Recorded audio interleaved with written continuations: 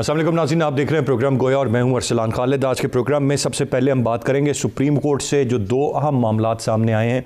एक तरफ तो पंजाब में बल्दियाती इदारे बहाल करने का हुक्म दे दिया गया है और इसके साथ साथ जो NA-75 डस्का का इलेक्शन है उसको 10 अप्रैल को रोकने का हुक्म दिया गया है। ये फ़ैसला हतमी नहीं है, अभी इस पर केस की समाअत होनी है, लेकिन बेंच मुकम्मल होने का इंतज़ार किया जाएगा। लेकिन फ़िल वक्त कहा गया है कि जो 10 अप्रैल की पोलिंग थी, जो इलेक्शन होने थे, उनको फ़िल वक्त रोक दिया जाए वहाँ पर, और फिर हतमी फ़ैसला आने के बाद ये वाज़े होगा कि आया कुछ पोलिंग स्टेशंस पर दोबारा से इलेक्शन होने हैं या पूरा का पूरा इलेक्शन दोबारा से होना है। इसके साथ साथ ये भी बात सामने आई और कहा गया कि नून लीग के कारकुनान जो हैं वो मार कुटाई में मुलव्विस, तशद्दुद में, पुरतशद्दुद कार्रवाइयों में मुलव्विस इस इलेक्शन के दिन पाए गए हैं, ऐसी रिपोर्ट्स भी हैं। दूसरी जानिब बल्दियाती इदारे बहाल करने का हुक्म एक बड़ा हुक्म है। इस हुकूमत ने आने के बाद एक नए कानून के तहत, एक नए तरीक़ाकार के तहत बल्दियाती इंतखाबात कराने की बात की थी, लेकिन अब जो बल्दियाती इदारे पंजाब के थे वो पहले की सूरत में दोबारा से बहाल हो गए। दो चीज़ें हैं जिन पर मैं चाहूँगा कि हम प्रोग्राम के आगाज़ में बात करें। इसके साथ साथ इस वक्त जो PDM का सारा मामला है, जहाँ पर हम देख रहे थे और बज़ाहिर नज़र आ रहा था कि रास्ते बहुत जुदा हो रहे हैं, दूरियाँ तलखियाँ बढ़ रही हैं पाकिस्तान पीपल्स पार्टी और PMLN में। अब जो ख़बर सामने आई है और ये ख़बर मौलाना फजल रहमान साहब का जो रब्ता हुआ आसिफ जरदारी साहब से, उसके बाद सामने आई है कि जो कल मरियम नवाज साहिबा की पेशी है जिसमें PDM की जमातें शामिल हो रही हैं, वहाँ पर पीपल्स पार्टी भी अपने काफ़िले के ज़रिए, जिसको कमर ज़मान कायरा साहब लीड कर रहे होंगे, वो भी इस पेशी में उनके हमरा जाएंगे। अब जब नज़र आ रहा था कि मामलात बहुत ख़राब हो रहे हैं इनके, ऐसे में इस खबर का आना क्या ये इंडिकेशन है कि दोबारा से कुछ कुर्बत बढ़ेगी, मामलात बेहतरी की जानिब जाएंगे? फिर टेलीफोनिक राब्ते में जो मौलाना फजल रहमान और आसिफ अली जरदारी साहब का हुआ है, उसमें सेनेट इलेक्शन के हवाले से जो अपोजिशन लीडर हैं सेनेट के, उसके हवाले से भी बातचीत की गई है और कहा जा रहा है कि बातचीत के ज़रिए उस मामले को भी हल कर लिया जाएगा। मौलाना साहब ने अपना पैगाम पहुँचा दिया है। मैं चाहूँगा कि इस मामले पर भी हम बात करें और कल की जो पेशी है जिस पर बड़ी तादाद में कारकुनान ने जाना है, उसको रेड जोन भी करार दिया गया है। किस तरह के वाक़यात कल मुतवक्के हैं? क्या ये पुरअमन दिन होगा, गुजर जाएगा, या हम देखेंगे कि फिर कोई सूरत हाल ख़राब होती नज़र आएगी? मैं चाहूँगा इस पर भी हम प्रोग्राम में बात करें। गेस्ट पार्टिसिपेंट्स का तारुफ कराता चलूँ। प्रोग्राम में हमें ज्वाइन किया नज़ीर लगारी साहब ने, सीनियर सहाफ़ी और तज्ज़ियाकार हैं, बहुत शुक्रिया आपके वक्त का। इमरान याकूब साहब हमारे साथ प्रोग्राम में मौजूद हैं, आप भी सीनियर जर्नलिस्ट और एनलिस्ट हैं। नसीम सदीकी साहब मेरे साथ स्टूडियो में तशरीफ़ रखते हैं, आप भी सीनियर सहाफ़ी और तज्ज़ियाकार। नज़ीर लगारी साहब, गुफ्तगू का आगाज़ मैं आपसे करूँगा। दो फैसले सुप्रीम कोर्ट से, एक डस्का का पोलिंग रोकने का मामला और दूसरा बल्दियाती इदारे बहाल करने का हुक्म, कैसे देख रहे हैं सर इन दोनों मामलात को, दोनों चीज़ों को? आप इंतहाई अहम अहमियत के हामिल हैं ये दोनों मामलात। जी, ये बहुत बड़ा एक सिग्नल समझा जाएगा जमहूरियत की तरफ और जमहूरी अमल की तरफ कि इसके असरात मनफी होते हैं या मस्बत होते हैं, ये भी वाज़े हो जाएगा। अदालतों के सामने कवानीन होते हैं, अदालतों के सामने नज़ायर होते हैं, अदालतों के सामने आइनी दायरा कार होता है, उसके तहत फ़ैसला करती हैं। हो सकता है कि लॉ ऑफ नेचर के तहत भी कोई फ़ैसले करते हों, यह भी हो सकता है कि अदालतें अपनी विजडम से और अपनी दानाई से कोई फ़ैसले करते हों, लेकिन बहरहाल कोई भी फ़ैसला आइन के दायरा कार से बाहर नहीं जा सकता और मुल्क के मुरवजा कानून की खिलाफ वर्जी करते हुए नहीं हो सकता। ये जो फ़ैसला था, जो इलेक्शन कमीशन ने पहले फ़ैसला किया था कि दोबारा पोलिंग होगी और इस फ़ैसले को मौखर किया गया या मुलतवी किया गया सुप्रीम कोर्ट की तरफ से, लेकिन इस फ़ैसले पर जो सरकारी तर्जुमानों ने ढोल बजाए हैं और शादियाने बजाए हैं और अपनी जिस मुसरत का इजहार किया है, जिस खुशी का इजहार किया है और जिस तरह से बढ़ बढ़ कर बातें की हैं और बढ़ चढ़ कर बातें की हैं, वो समझ में आने वाली नहीं है। क्या सुप्रीम कोर्ट ने किसी को इस मामले में किसी फरीक के ख़िलाफ़ फ़ैसला किया है या किसी के ख़िलाफ़ कोई वर्डिक्ट आया है, कोई ऐसी बात की गई है जो हुकूमत के मुखालफिन के लिए सुबकी का बायस हो या उनकी किसी बात को जमहूरियत और आइन के ख़िलाफ़ कहा गया हो? ऐसी तो कोई बात नहीं हुई। सुप्रीम कोर्ट ने एक फ़ैसला किया कि 10 अप्रैल को इलेक्शन होने थे, वो 10 अप्रैल को नहीं होंगे जी, और वो किसी और तारीख को होंगे जिसका फैसला कोर्ट करेगी। तो मेरे ख्याल में इसमें ऐसी कोई बात नहीं थी जिस पर तर्जुमानी की जो है इतनी बड़ी आकर वो कौम को भाषण देते और नई नई चीज़ें बताने की कोशिश करते। Rightly said. इमरान याकूब दूसरी साहब, बात तो खुद हुकूमत, जी लगारी साहब, जी मैं अर्ज करता है कि दूसरी बात तो वो हुकूमत के लिए सुबकी का बायस बनी है। हुकूमत ने एक कानून का सहारा लेकर इदारों को जो है वो ख़त्म कर दिया था, लेकिन सुप्रीम कोर्ट ने न सिर्फ इदारों को बहाल किया बल्कि भी ये भी कहा कि जिस कानून के तहत, जिस एक्ट के तहत और जो बलदियाती इदारों का एक्ट था वो आइन उसका सेक्शन 3 जो है वो आइन से मुतसादिम है। जी जी बिल्कुल लगारी साहब, पॉइंट आ गया आपका, जो है पॉइंट आ गया। मैं इमरान याकूब साहब की जानिब बढ़ूंगा। इमरान साहब, दोनों फैसले सुप्रीम कोर्ट से हैं पंजाब से मुतल्लिक, दोनों पर अपनी राय देते हैं, कैसे देखते हैं? एक तो डस्का का जो मामला था और फिर अब ये बात सामने आ रही है कि नून लीग के कारकुनान पुरतशद्दुद कार्रवाइयों में मुलव्वस पाए गए, वाक़यात में मुलव्वस पाए गए, और फिर दूसरी जानिब इस हुकूमत ने जो बल्दियात का एक निज़ाम लपेट दिया था, आज वो फिर एज इट इज़ बहाल हो गया सुप्रीम कोर्ट से। कैसे देखते हैं? ये वाकई सुबकी है हुकूमत की? बिस्मिल्लाहिर्रहमानिर्रहीम।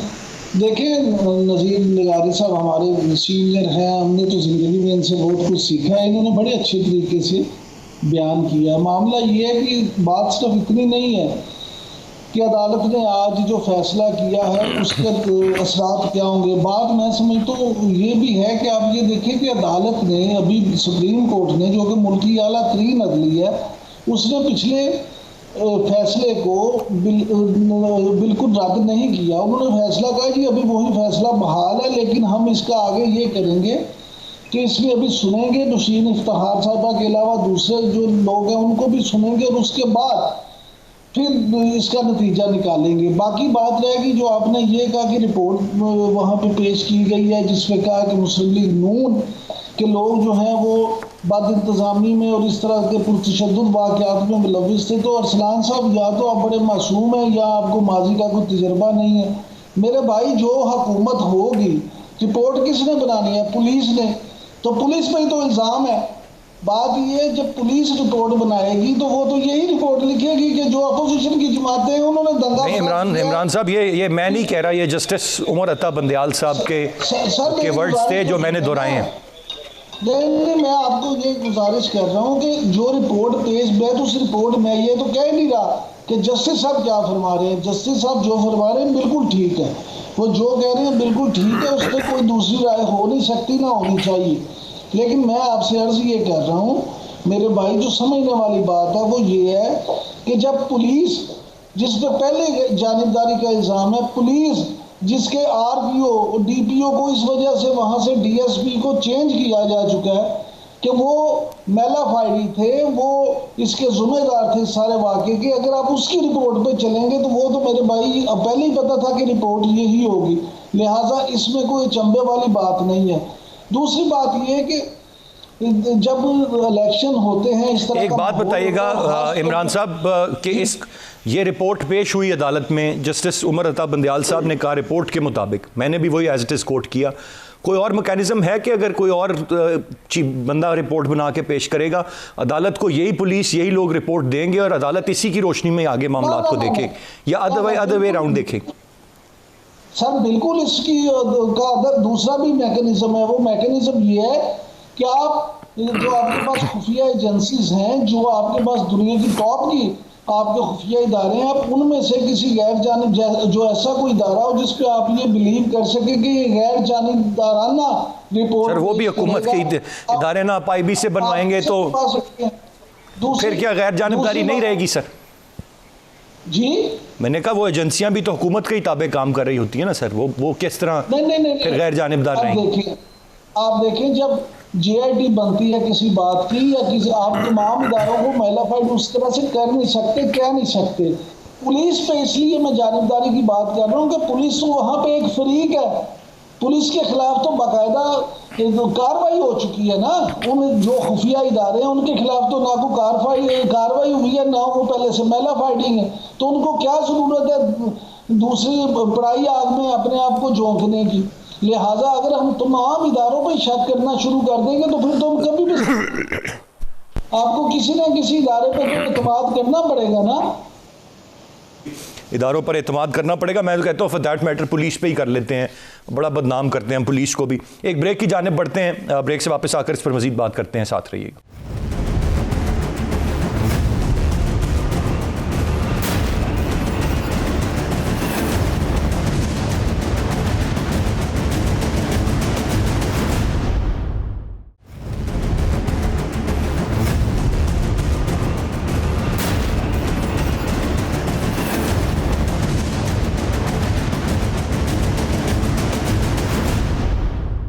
जी वेलकम बैक। नसीम सिद्दीकी साहब, आपकी क्या राय होगी सर दो इंतहाई अहम मामलात पे, डस्का और फिर उसके साथ पंजाब के बल्दियाती इदारे? बिस्मिल्लाहिर्रहमानिर्रहीम। शुक्रिया एहसान। आप ये देखिए कि डस्का वाला जो मामला है ना, ये बहुत ज़्यादा गंभीर मामला नहीं था। अभी तो सिर्फ एक हल्के में ज़मनी इलेक्शन करवाया है और वहाँ पे कत्लो गारत हो गई है।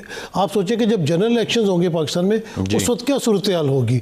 तो इलेक्शन कमीशन ने अगर ये फैसला ले लिया था, अव्वल तो इलेक्शन कमीशन को इतना आगे नहीं जाना चाहिए था कि आपने पूरे हल्के में ही इलेक्शन री अनाउंस कर दिया। आप देखते हैं कि जिन पोलिंग स्टेशन में गड़बड़ हुई है वहाँ पर आप करवा देते, एक तो कौम का पैसा थोड़ा सा बच जाता और आपको उसको वहाँ पर जो इंतजाम करने थे उसमें भी काफ़ी बेहतरी ला सकते थे। लेकिन चलो, अगर उन्होंने इतना फैसला कर दिया तो फिर पीटीआई को भागना नहीं चाहिए था। पीटीआई कहती ठीक है, री इलेक्शन अगर हो रहा है तो हम उसमें कॉन्टेस्ट करेंगे, आप गवर्नमेंट की पार्टी है, आपको तो इस तरह एतराज़ात नहीं करने चाहिए थे। फिर ये बगैर तैयारी के कोर्ट्स में चले जाते हैं।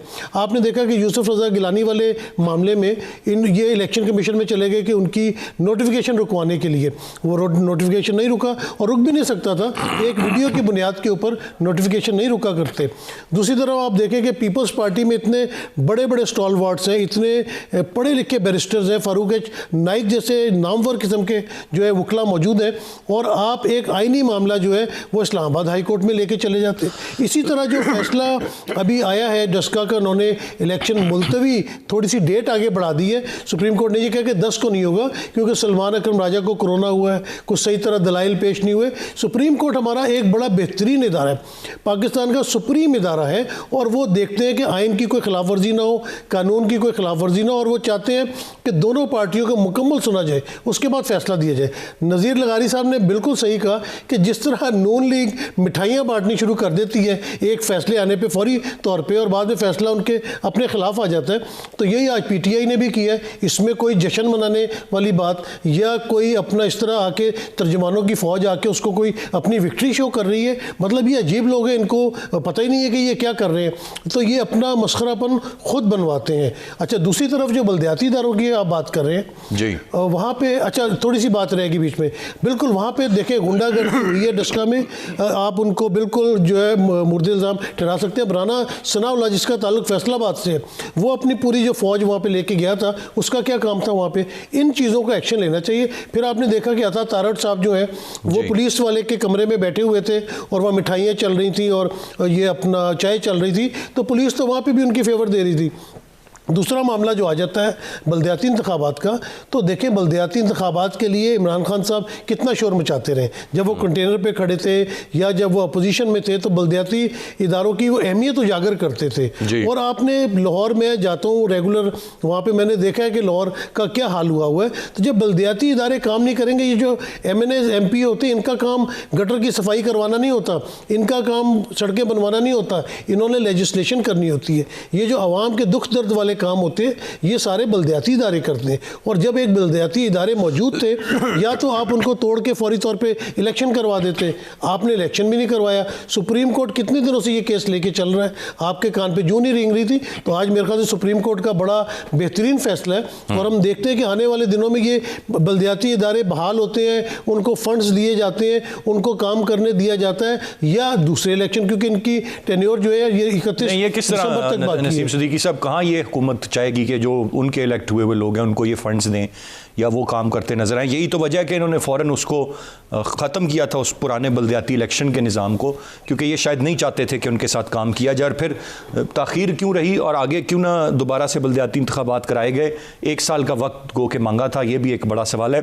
थोड़ा सा आगे बढ़ते हुए मैं चाहूँगा अब हम ज़रा इस वक्त PDM के हवाले से बात करें। नज़ीर लगारी साहब, आपसे जानना चाहूँगा, ये पहले दूरियां हुई, फिर कुर्बतें बढ़ रही हैं, कल जाएंगी पीपल्स पार्टी के कारकुनान भी मरियम साहिबा की पेशी में।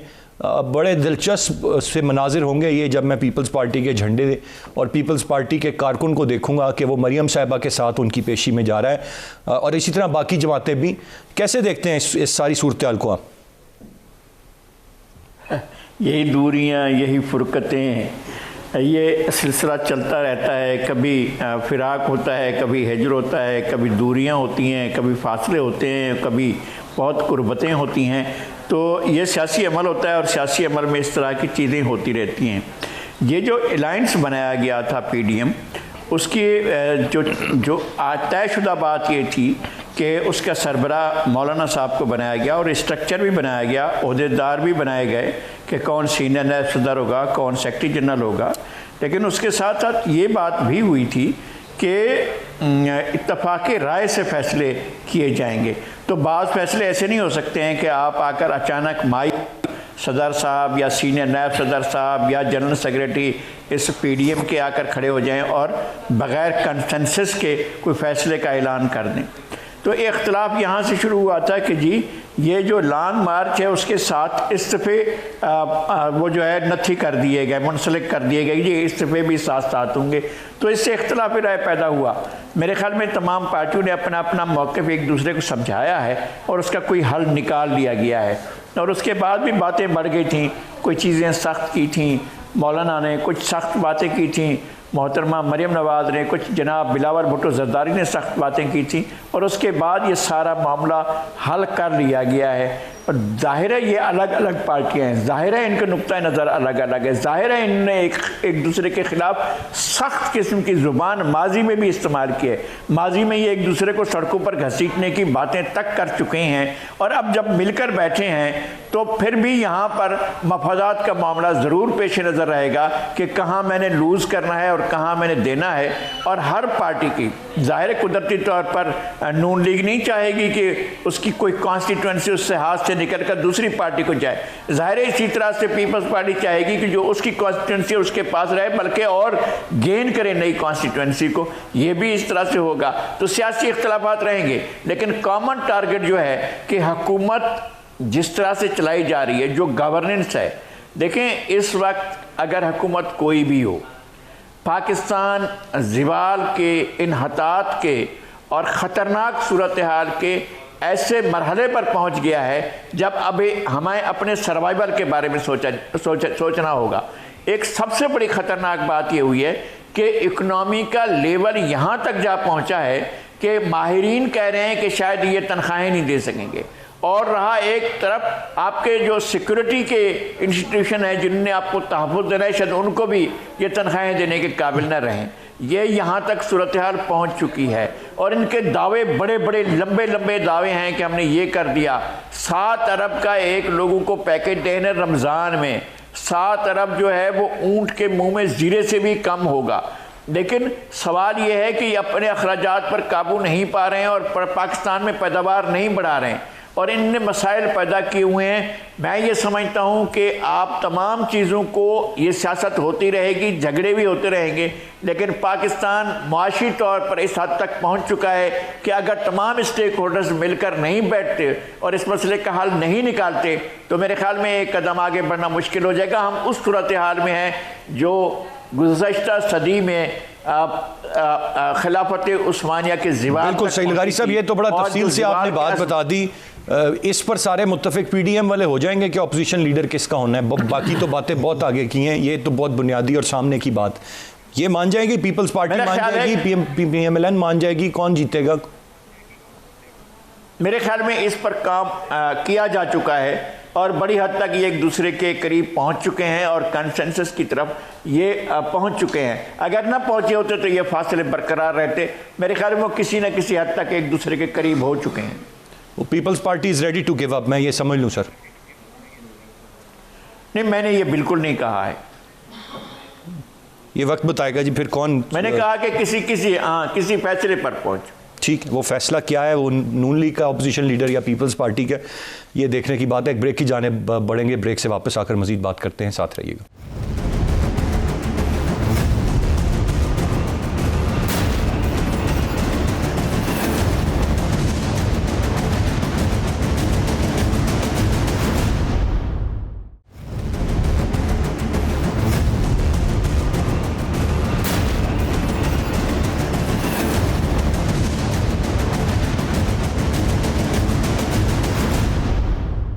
जी वेलकम बैक। इमरान याकूब साहब, आपसे जानना चाहूँगा कैसे देख रहे हैं पीडीएम के हवाले से, और बज़ाहिर तो अगर कोई इत्तफाक होना है, जिस तरह से अभी लगारी साहब ब्रेक पे जाने से पहले बात कर रहे थे, तो मेरी अंडरस्टैंडिंग के मुताबिक 9 वर्सेस 1 है, 9 जमातें पीडीएम की मुत्तफिक हैं कि ये तय हुआ था कि नून लीग से ही ऑपोजिशन लीडर आना है, विच मीन्स कि पीपल्स पार्टी को गिव अप करना पड़ेगा। और फिर अगर वो गिव अप करते हैं तो ना सिर्फ वो गिव अप कर रहे होंगे, बल्कि जो तारड़ साहब नून लीग के उम्मीदवार हैं उन पर भी उनके शदीद तहफ़्फ़ुज़ात और पीपल्स पार्टी एहतजाज भी रिकॉर्ड करवा चुकी है।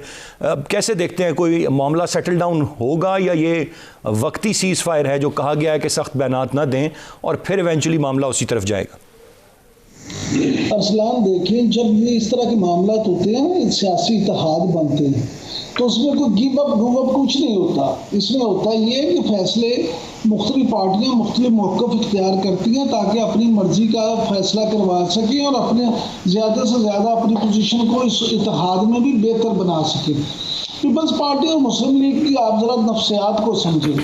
पीपल्स पार्टी और मुस्लिम लीग अगर आप मिड 80s से देखें तो एक दूसरे के सख्त मुखालिफ रहे हैं। अगर मैं ये कहूँ कि मियाँ नवाज शरीफ और मोहतरमा बेनज़ीर भुट्टो दोनों एक दूसरे की टांग खींचने में मसरूफ़ रहे, दोनों एक दूसरे की हुकूमतें गिराते रहे, दोनों इस्टेब्लिशमेंट के कंधे यूज़ करते रहे, तो ये बेजाना होगा। बिल्कुल इसको आप गलत नहीं कह सकते।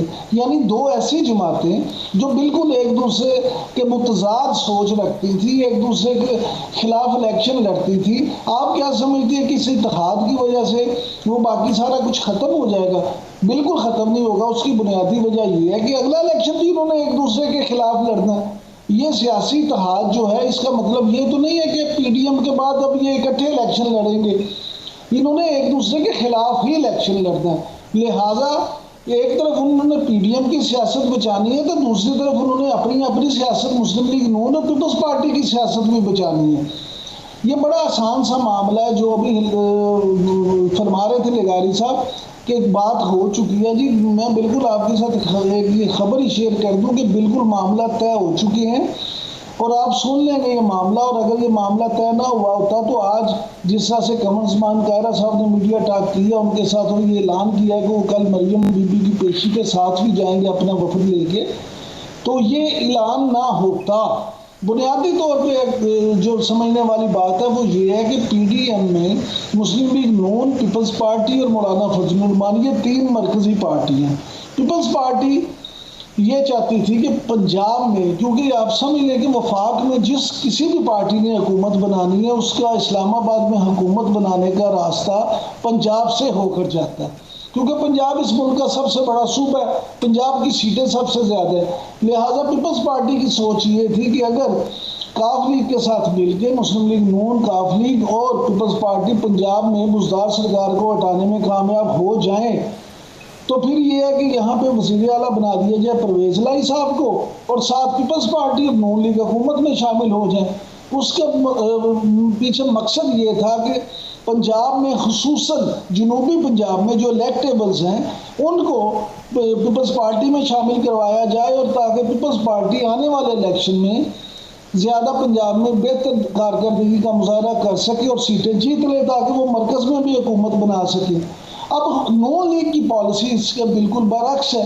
वो समझती है कि पंजाब हमारा होम ग्राउंड है, वो अपने केक में से किसी को हिस्सा देने को तैयार नहीं है। और सच्ची बात है कि कोई भी पार्टी किसी दूसरे को हिस्सा देने को क्यों तैयार होगी। लिहाजा उनका ये एक फितरी अमल था जो उन्होंने रिएक्शन शो किया कि जनाब हम तो ये नहीं करेंगे।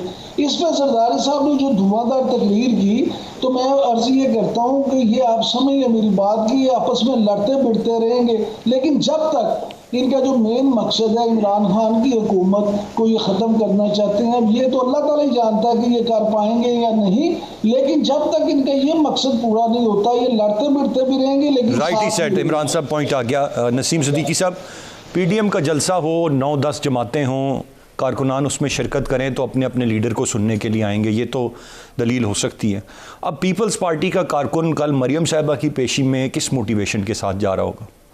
आप अरसलान देखें कि कितनी अजीबोगरीब बातें हैं। अव्वल तो पीपल्स पार्टी के जो कारकुन हैं और मुस्लिम लीग नून के कारकुन हैं, इनके बिल्कुल ख्यालात आपस में नहीं मिलते। ये बड़ी मुश्किल से जाते हैं, जो बड़े क्लोज कारकुन हैं उनको लेके जाया जाता है, क्योंकि उसमें कहते हैं ना पंजाबी में, कुत्ते दा वैर नून लीग और पीपल्स पार्टी के दरमियान।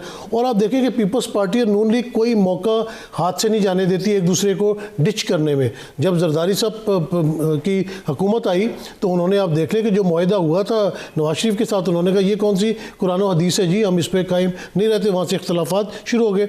और उसके बाद जो ही नवाज शरीफ की हुकूमत आती तो वो जब यूसुफ रज़ा गिलानी वाला मामला आता था, वो काला कोट पहन के सुप्रीम कोर्ट पहुँच जाते हैं उनको नायल करवाने के लिए। तो इनकी तो स्टोरी एक दूसरे के लिए नफरतें हैं इनके दिल में।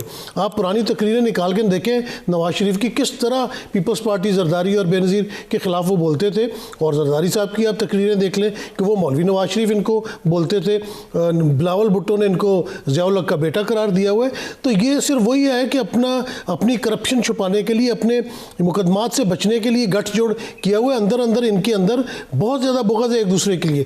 आपने देखा कि यूसुफ रज़ा गिलानी जब सेनेट का इलेक्शन जीतते हैं कौमी असम्बली में, तो उसी दिन नून लीग की जो थी वहाँ पे सेनेट की उम्मीदवार, वो हार जाती हैं। तो इसका मतलब है कि पीपल्स पार्टी ने सिर्फ अपने लिए रास्ता साफ किया था, पीडीएम के उम्मीदवार के लिए नहीं किया था। और उसी का बदला नून लीग ने जाके चेयरमैन सेनेट के इलेक्शन में ले लिया कि वहाँ पे यूसुफ रज़ा गिलानी भी आ रहे और अब्दुल गफूर हैदरी भी आ रहे। अपना बिल्कुल सही बात अभी इन्होंने कही कि ये अपने अपने मफादात की जंग है, क्योंकि मरियम कहती है कि पंजाब में सबसे बड़े स्टेक होल्डर हम हैं, तो हम वहाँ पे क्यों किसी को आने दें, या वहाँ पे क्यों हुकूमत अगर हम बुज़दार से चेंज करके उसको परवेज़ लाई को दे देते हैं, तो बिल्कुल इस तरह के मामला जो है वो आगे नहीं चल सकते। हम वो चाहते हैं कि वो अपने स्टेक्स में है।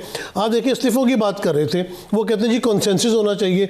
जब 9 जमातें एक बात पर कायम है तो फिर एक जमात की क्या हैसियत है? वो क्यों राय फरार इख्तियार कर रही है? इसके पीछे क्या मामलात हैं, क्या उनको बेनिफिट्स मिल रहे हैं? क्योंकि बिलावल साहब ने कहा था कि इस्तीफे तो जो है वो एटम बम का जो है वो की तरह इनके सर पे फटेंगे।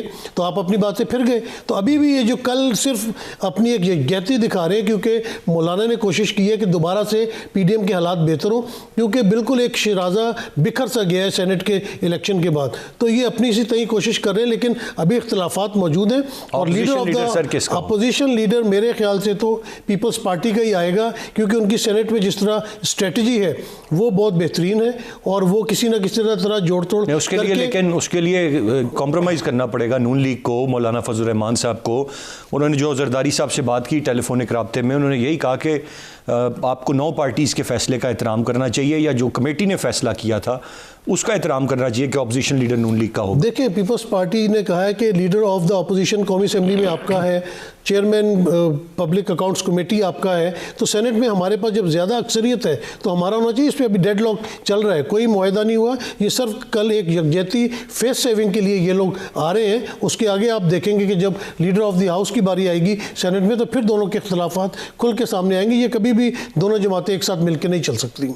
राइटली सेट जी, बहुत शुक्रिया अदा करना चाहूँगा मैं तीनों मौजूद मेहमानों का। नाज़रीन, गुफ्तगू आपने सुनी। इस वक्त किस हद तक मामलात तय पाए हैं या नहीं, ये यकीनन चंद ही दिन में वाज़े हो जाएगा। लेकिन मुस्तकिल एक साथ चलना या शीरो शक्कर होकर साथ चलना बज़ाहिर ये मुश्किल नज़र आता है इन 2 जमातों को, और माजी की तारीख भी यही बताती है। आज के प्रोग्राम से इतनी। अरसलान खालिद को इजाज़त दीजिए, अल्लाह ने के मान।